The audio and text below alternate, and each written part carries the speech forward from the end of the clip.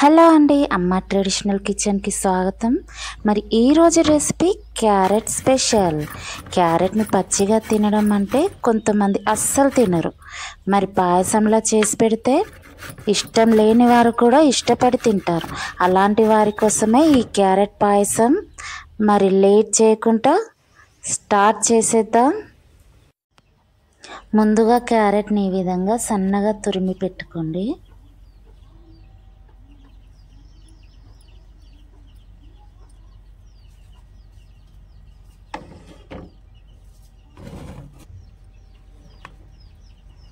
సగ్గుబియ్యం ఒక చిన్న కప్పు తీసుకొని 2-3 గంటల పాటు నానబెట్టుకోండి. నేను ముందుగానే నానబెట్టి పెట్టుకున్నాను.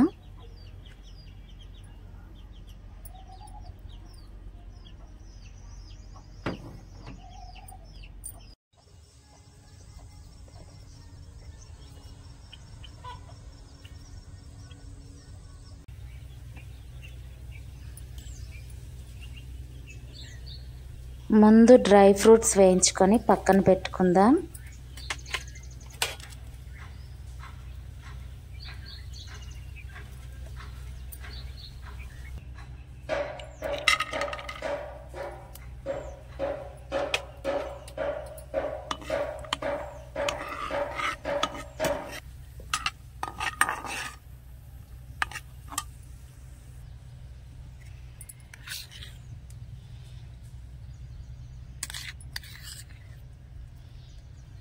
ఇప్పుడు మరొక గిన్నెలో నెయ్యి వేసుకొని ముందుగా తురిమి పెట్టుకున్న క్యారెట్ మొత్తాన్ని అందులో వేసుకొని క్యారెట్ పచ్చి వాసన పోయేంత వరకు వేయించుకోవాలి. మంట తక్కువగా పెట్టి వేయించుకోండి, లేకపోతే క్యారెట్ అడుగంటిపోతుంది.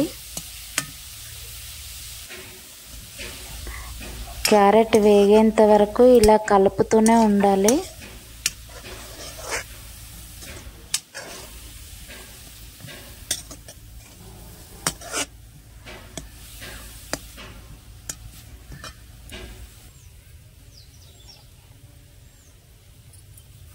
క్యారెట్ పచ్చి వాసన పోయిన తర్వాత కొంచెం చక్కెర వేసుకోవాలి. ఈ చక్కెర కరిగి క్యారెట్ మొత్తం ఈ చక్కెరలోనే ఉడికిపోవాలి.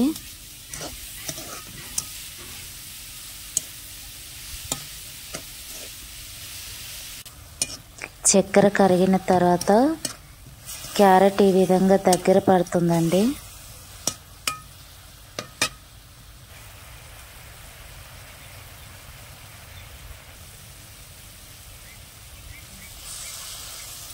ఇప్పుడు ఇందులో ముందుగా నానబెట్టి పెట్టుకున్న సగ్గుబియ్యాన్ని కూడా వేసుకుందాం.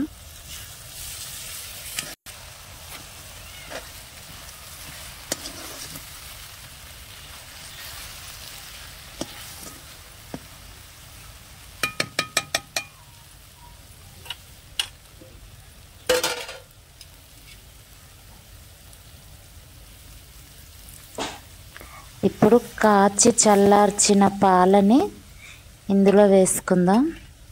పాలు మరీ వేడి పైన వేయకూడదు.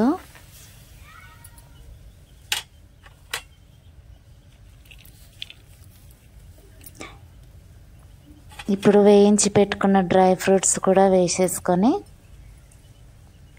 చివరిగా యాలకుల పొడి చల్లేసుకుందామండి. ఒక్క 5 నిమిషాలు మాత్రమే వేడి అవ్వనివ్వాల. అలా అయిన తర్వాత దింపేసుకోవాలండి. అంతే, క్యారెట్ పాయసం రెడీ అయిపోయినట్టే. కొంచెం మరగనిద్దాం. మరిగిన తర్వాత దించేసుకుందాం. అంతేనండి, కమ్మని క్యారెట్ పాయసం రెడీ అయిపోయింది. ఈ పాయసం మీరు ట్రై చేసి టేస్ట్ ఎలా కుదిరిందో కామెంట్ చేసి చెప్పండి. సబ్స్క్రైబ్ చేయడం మర్చిపోకండి.